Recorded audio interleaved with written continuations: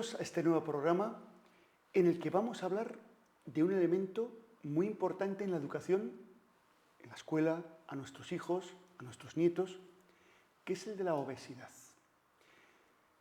Siempre nos ha hecho temblar esas pandemias, la del coronavirus hace poco, otras que ha habido, la de la gripe española, llamada gripe española a comienzos del siglo XX, las famosas pandemias del siglo XIV, donde se diezmó la población, es decir, estaban afectados, y eso es una cifra extraordinaria, 1 de cada 10 personas. Pues vivimos en algunos países y en algunas zonas una pandemia mucho más grave y con unas consecuencias devastadoras también para la salud, para el bienestar, que es la pandemia de la obesidad. Este que les habla tiene un índice de masa corporal de 32, lo cual es obesidad. Y es cierto que ya siento problemas en las rodillas, problemas en la espalda, problemas con el colesterol, y esto, pasado los años, me puede traer consecuencias devastadoras. Por eso es muy importante trabajarnos educativamente desde el comienzo. ¿Cuándo es el comienzo? La infancia, con nuestros hijos, con nuestros alumnos. Para hablar de esto, tenemos hoy a una persona realmente experta, Luisa Miranda Moraes de Carvalho, brasileira, es licenciada en dietética, ha estudiado psicología y, como es una persona que le apasiona el estudio, sigue estudiando actualmente medicina. Ha trabajado como dietista y este panorama de formación pues le acredita como una persona experta que creo que nos va a hacer aportaciones muy importantes. Antes de hablar con ella, vamos a ver un pequeño vídeo donde vamos a ver algunas cifras sobre la obesidad infantil y después tendremos la entrevista. Saltarnos el desayuno, la falta de horarios en nuestras comidas y tomar altos niveles de grasas, sal, azúcares y aditivos son costumbres que debemos cambiar. Si nosotros lo hacemos, inculcaremos buenos hábitos alimenticios a los pequeños de la casa. Arantxa, deja de comer tonterías que vamos a desayunar. España ya supera a Estados Unidos en la incidencia de la obesidad infantil. El 19% de los niños españoles son obesos, frente al 16% de los norteamericanos. Y es que, según la Organización Mundial de la Salud, una mala alimentación puede llegar a producir hasta 120 enfermedades distintas. Los médicos estamos sorprendidos porque estamos viendo niños de 12 o 15 años que llevan una trayectoria ya de exceso de peso, de exceso de grasa corporal de 5 o 7 años, que aparece diabetes tipo 2, que es la diabetes que antes se conocía como el adulto, ya en niños, y empiezan a tener ya problemas de tensión arterial elevada, enfermedades que antes eran consideradas como adultos. Las estadísticas apuntan a que 1 de cada 3 niños andaluces padece obesidad infantil, lo que desemboca en problemas cardiovasculares. Una cifra que se ha triplicado en los últimos 20 años debido en gran medida al consumo de alimentos denominados como basura. Aparte de contener grasas perjudiciales para nuestra salud, contienen sustancias que nos impiden apreciar sabores naturales como los de las frutas o verduras. ¿La obesidad afecta a nuestro estado mental? Hay estudios que demuestran que los niños obesos suelen tener más problemas de depresión, incluso de problemas de ansiedad, ya que al realizar actividades físicas, como por ejemplo correr, saltar, suelen tener más barreras y más dificultades para poder realizarla con el resto de los niños. Todo esto puede influir de forma negativa porque repercute en su autoestima, en su confianza e incluso la forma de relacionarse con el resto de los niños. La diabetes tipo 1 es una enfermedad genética, es decir, se padece desde que somos niños. Sin embargo, la diabetes tipo 2 deriva de la alimentación y de la obesidad. Algo muy preocupante, teniendo en cuenta que en España hay más de 3 millones de personas con esta enfermedad. ¿Qué síntomas nota una persona que tiene diabetes y no lo sabe? Hay 3 síntomas cardinales: poliuria, que orina mucho; polidipsia, que bebe mucha agua; polifagia, que come mucho y que a pesar pierde peso. Esos son los síntomas cardinales de la diabetes. Nosotros tenemos que diagnosticar la diabetes pues antes. Tendremos que hacer glucemia y entonces vemos si el azúcar que hay en la sangre está alta y ya entonces es la aparición de una diabetes. Cuando no hay luz, nuestro organismo segrega la hormona del sueño, conocida como melatonina. Investigadores de la Universidad de Granada han demostrado que la melatonina ayuda a producir más insulina, por lo que disminuye la hiperglucemia. Por ello, dormir totalmente a oscuras podría favorecer el control de la diabetes. El 30% de las personas obesas tiene tendencia a padecer diabetes tipo 2. Obesidad y diabetes tipo 2 pueden tener más consecuencias para nuestra salud de las que nos imaginamos, ya que los expertos hablan de una nueva enfermedad conocida como diabesidad. La diabesidad es la coincidencia de diabetes y además obesidad. Toda persona que tiene una obesidad sería por encima de 30 kilos de peso por metro cuadrado de superficie corporal, entonces ya es un obeso, pues entonces quiere decir que debemos de cuidar nosotros nuestro peso, no solamente porque vamos a padecer después de artrosis, que nos va a obligar a no poder andar por los dolores, sino que además, pues resulta vamos a desarrollar una diabetes. Según los especialistas, cuando predomina la grasa en nuestro abdomen o cintura, se producen alteraciones en el páncreas. Entonces, este órgano no es capaz de metabolizar la cantidad de azúcar que consumimos y estamos ante una diabetes tipo 2. Me di cuenta, primero por una analítica, que me salió el azúcar muy alta, me salió casi a 2, y después que estaba muy cansada, se me dormían los brazos, se me dormían las manos. El internista pues me dijo que era prediabética. Tengo que cuidarme la alimentación, tengo que hacer mucho deporte y sobre todo cuidarme el peso. La consecuencia más relevante de la diabesidad es que reduce nuestra esperanza de vida, ya que se trata de una patología crónica. A esto se añaden las complicaciones en nuestra salud propias de la diabetes, como la ceguera o la insuficiencia renal. ¿Se puede curar la diabetes tipo 2 y la obesidad? Realmente los primeros pasos en el tratamiento de la diabetes tipo 2 o de la hipertensión o de la elevación del colesterol es el tratamiento con una alimentación equilibrada y con ejercicio físico, sin necesidad de recurrir a medicamentos. Antes de los 12 años, los niños aprenden los hábitos nutricionales que tendrán el resto de su vida.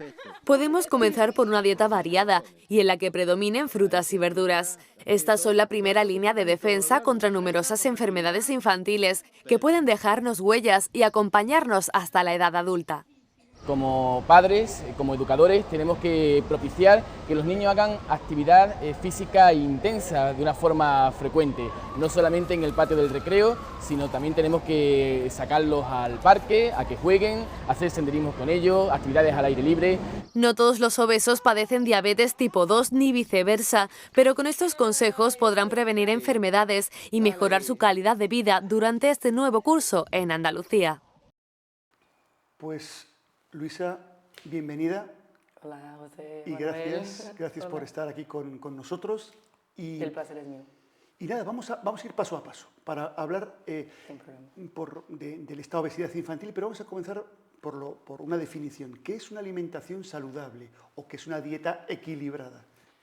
Una alimentación saludable, una dieta equilibrada vendría siendo una alimentación donde podríamos tener todos los grupos importantes. Teníamos hidratos de carbono, proteína y los lípidos, pero todos en la proporción correcta y un muy bajo índice de alimentos ultraprocesados. Pero esto no es habitualmente o no ocurre siempre con los niños. ¿Qué tipo de alimentación están teniendo nuestros niños? Es muy complicado porque ya de por sí los productos que se suelen vender en los supermercados y casi todo que es voltado para el público infantil es muy lleno de azúcares, muy llenos de grasa y casi ninguno son realmente aptos. Los que realmente son aptos vendrían siendo alimentos más naturales y los que podemos encontrar pues en una feria, alimentos naturales que podríamos comer pues de toda la vida, como las verduras, las frutas, los cereales incluso, pero no el que lleva la publicidad infantil. Que justo es a veces lo que les regalamos a los niños como un premio, como un, oye, te has portado bien, tómate, no voy a decir ninguna marca, ningún tipo de... Pero esa bollería o esas... Bien, ¿por qué es importante que los niños se alimenten bien? Bueno, antes de nada voy a mencionar algo que es muy importante que dijiste ahora, el tema de premiar con la comida, y eso es un error muy grande que cometemos a lo mejor los padres, de parabenizar o de premiar a un niño con una alimentación que es un alimento...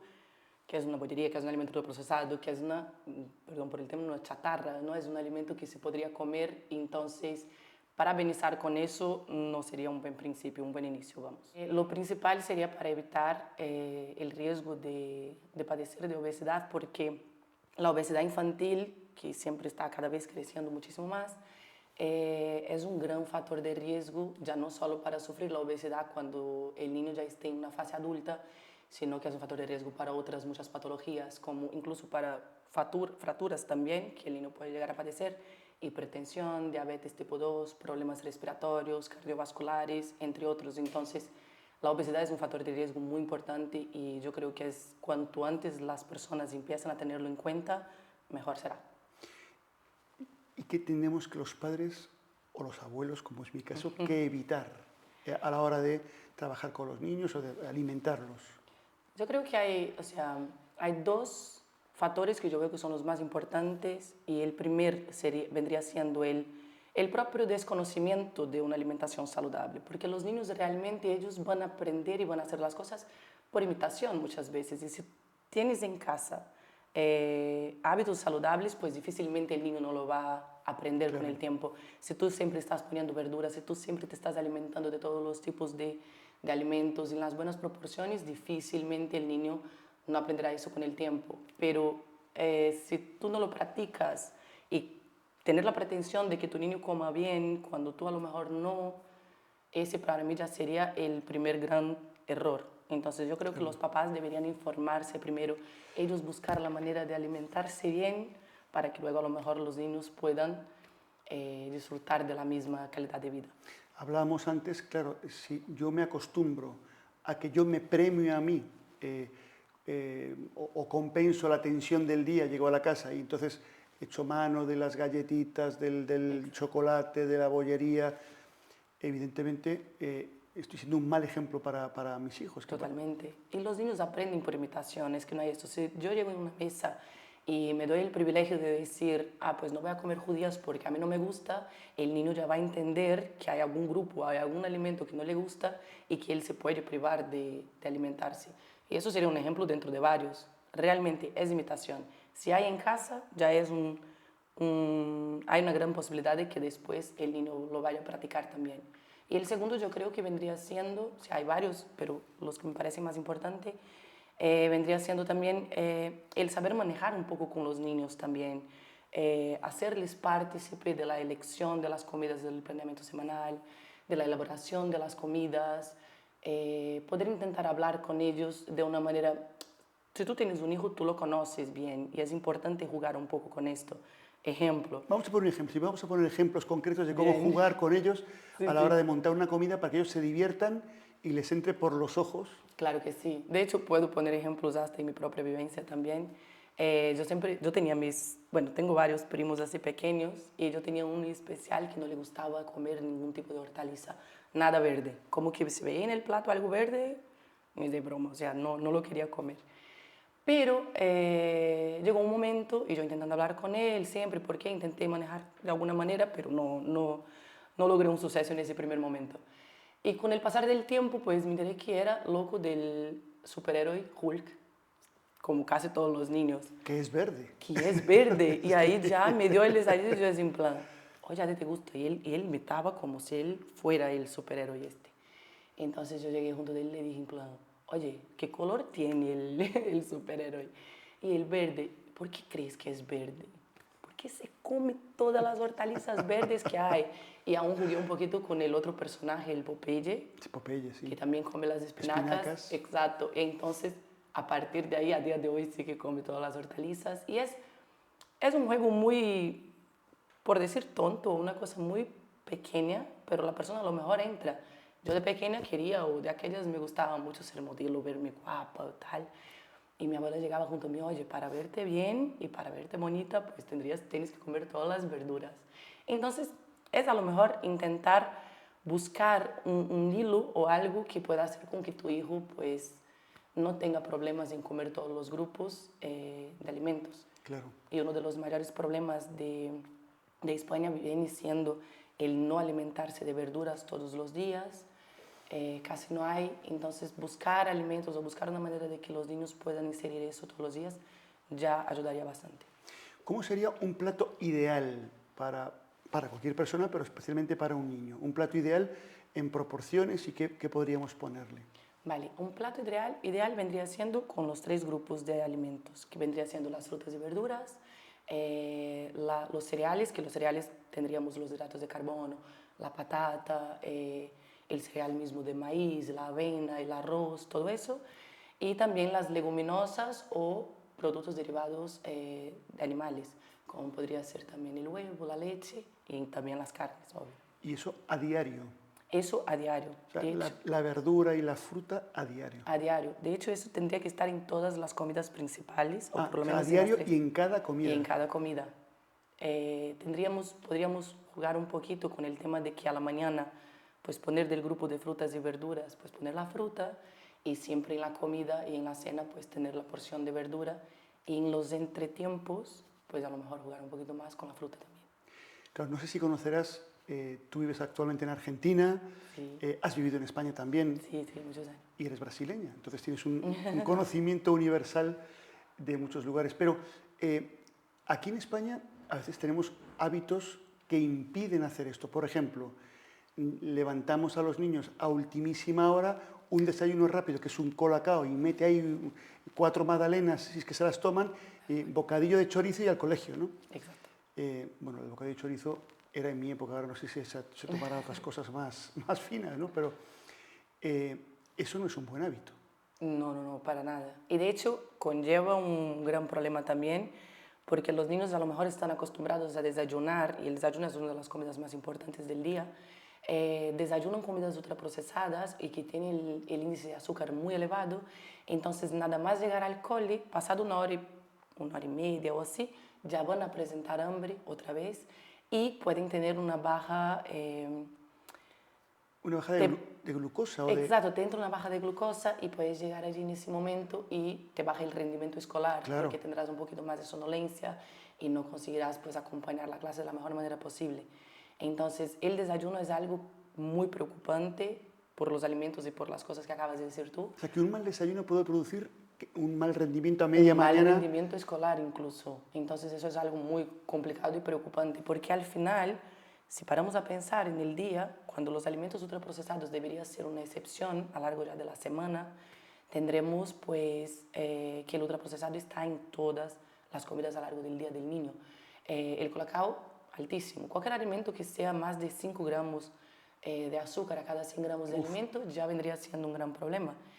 Y ahí hablamos de los cereales o de los alimentos que son voltados al público infantil. Siempre es mejor comprar la avena natural, comprar lo que es los copos de maíces naturales sin que tenga nada infantil y con la mejor etiqueta nutricional posible, y poner y agregar tú lo que son las frutas picadas, que lo puedes poner allí en el momento, y priorizar todo lo que vendría siendo natural en detrimento de los alimentos. O sea, un desayuno ideal sería ese, frutas cortadas. Por ejemplo, mira, si haces un bol de cereal, ya tendrías el alimento de origen animal, que sería la leche, ya tendrías los cereales, los copos de maíz o avena, la preferencia de cada uno, que ya vendría siendo los grupos de los cereales, y si ya cortas trocitos de frutas, pues ya tendrías el primer grupo. Entonces, es un desayuno que también es rápido de hacer, es fácil de tomar, y ya estaríamos hablando de un producto mucho más saludable para el niño.